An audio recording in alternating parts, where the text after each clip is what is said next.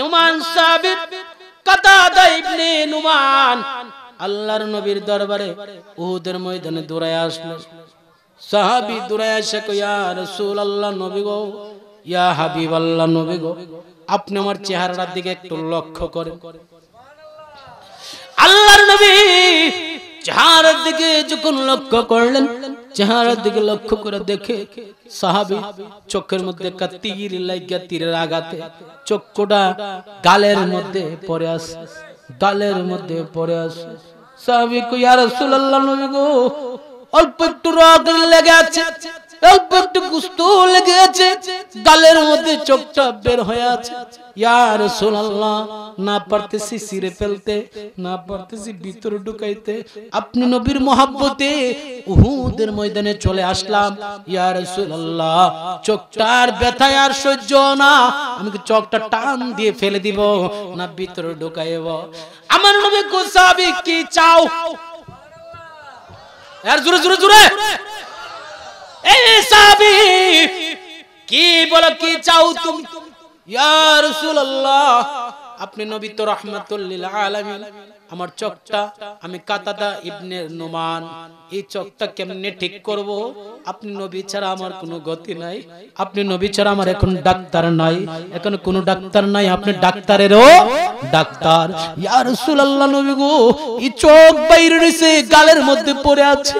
ইয়া রাসূলুল্লাহ, নবী গো, আপনি যেইটা খুশি সেইটা করেন, আপনি নবী যদি বলেন চোখটা ফালায়া দিতাম, ফালায়া দেবো। ইয়া রাসূলুল্লাহ, নবী গো, চোখটা যদি ফালায়া দেই, আপনি নূরানির চেহারা আমি সাহাবী কেমনে দেখবো? ইয়া রাসূলুল্লাহ, নবী গো, চোখটা যদি ফেলে দেই, আমি কিভাবে আপনার নূরানি চেহারা মুবারক দেখবো? ইয়া রাসূলুল্লাহ, নবী গো, ও মায়ের নবী, যদি আপনার একটু দয়া লাগে, যদি আপনার একটু মায়া লাগে, আপনি নবী আমার চোখটা একটু ব্যবস্থা করে দেন, একটু ডাক্তারি করে দেন। জোরে কোনারে, আর জোরে, আর জোরে। আমার নবী সাহাবী, আমার নবী ডাইন হাত মুবারকের মধ্যে শাহাদাত আঙ্গুলের মধ্যে নবী এইভাবে লালা মুবারক নিলেন, নিয়া চোখের মধ্যে এইভাবে লাগায়া দিলেন, চোখের মধ্যে এইভাবে লাগায়া দিলেন, চোখের মধ্যে এইভাবে লাগায়া দিয়া সাহাবীর চোখের জায়গায় চোখ লাগায়া দিতে দিরি। সাহাবী কই, ইয়া রাসূলুল্লাহ, নবী গো,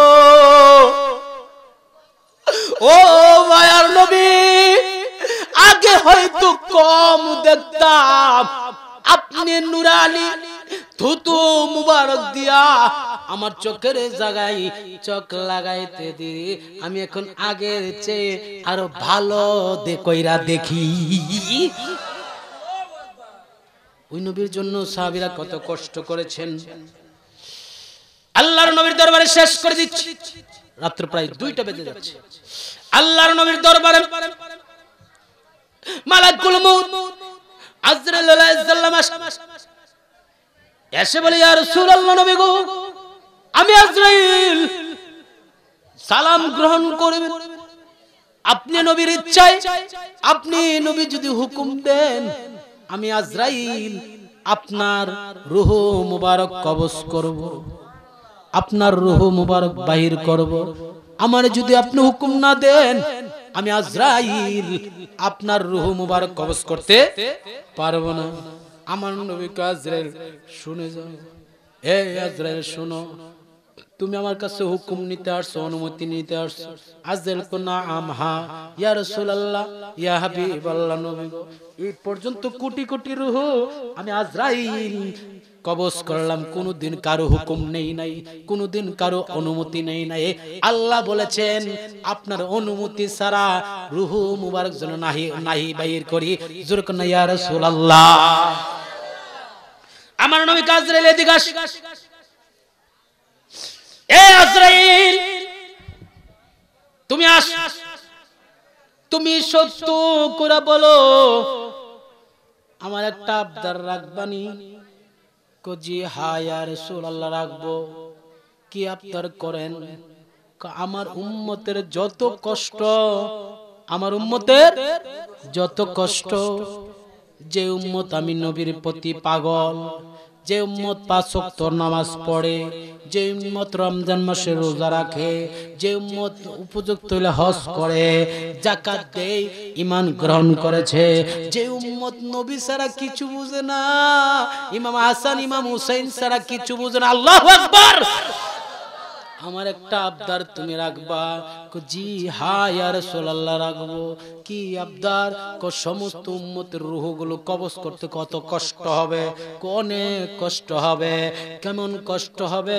আজরাইল আলাইহিস সালামের বিবরণ পাইলাম, একটা রূহ যখন বাহির করে, একটা বকরীর যদি জীবিত অবস্থায় টাইন্না টাইন্না টাইন্না টাইন্না চামড়াগুলো ছিলানো হয়, চামড়াগুলো ওঠানো হয়, এভাবে 70 পাল্লা চামড়া তুললে যেই রকম কষ্ট হবে, এর চাইতে আরো বেশি কষ্ট হয়ে একটা রোগ নিলে ওই মানুষটার জন্য এর চাইতে আরো বেশি কষ্ট হয়। আল্লাহু আকবার।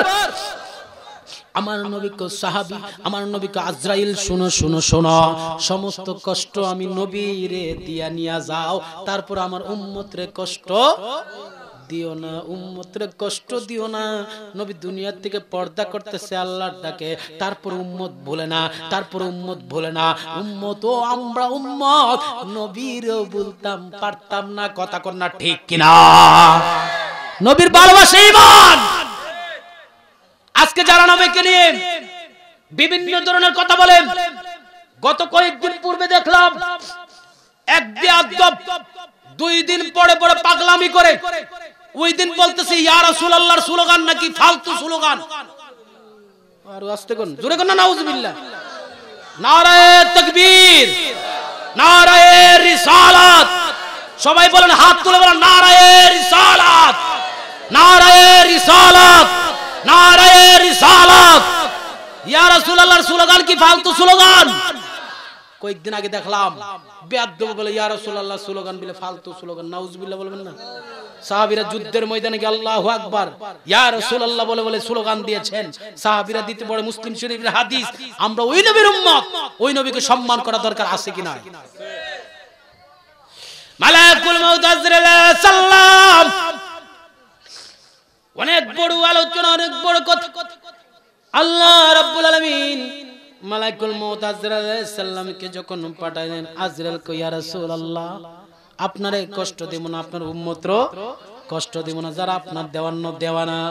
একটা ময়দার ভিতর থেকে চুল বাহির করলে ময়দাটা যেরকম কষ্ট হয় না, একটা ময়দার ভিতর থেকে চুল বাহির করলে ময়দাটার যেরকম সমস্যা হয় না, আপনার উম্মতের মধ্যে যারা নেককার, যারা আপনার জন্য পাগল, আপনার জন্য দেওয়ানা, আমি আজরাইল ওয়াদা করতেছি তাদেরকে মার কোলের মধ্যে সন্তান দুধ খাইতে খাইতে, দুধ পান করতে করতে যেভাবে ঘুমাইয়া যা, আপনার উম্মতরা সেরকম ঘুমাইয়া যায়।